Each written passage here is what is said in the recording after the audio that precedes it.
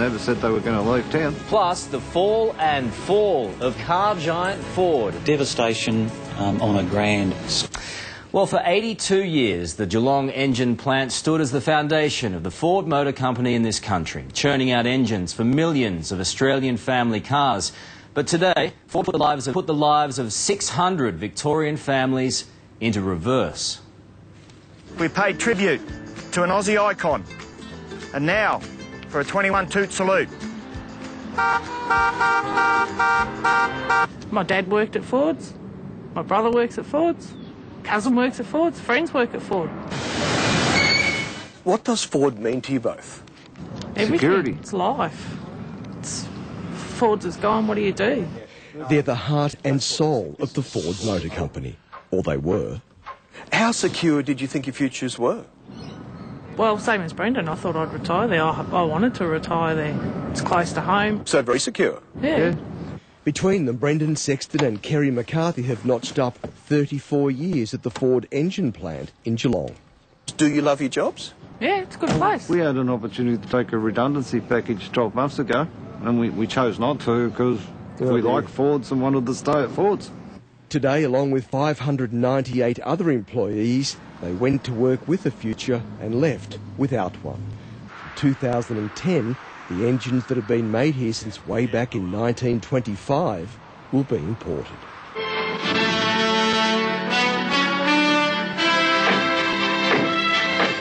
You are a Ford man, you even drive a Ford. I even helped build it too.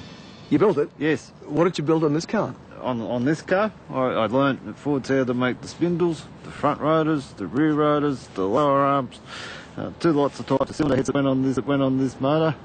No time is a good time to get the sack, but it's a rotten time when you're $300,000 in debt with a brand new home. Recently engaged and with 3 kids between them, Kerry and Brendan move in next week. Can you afford to stay here in the house? Not if I don't get another job. Not if they don't give us a good package. If you don't get another job, then you're going to have to look at selling your dream home. These are my kids, Martin. David's 12, 13, Caitlin's 8. Beautiful kids. They are beautiful, but I don't know how I'm going to go home and tell them what's happened here today. So they don't know? No, they don't know. How are they going to react? They're going to be pretty upset. Vicky Jones thought she'd retire here too in 20 years. Like her workmates, she's devastated.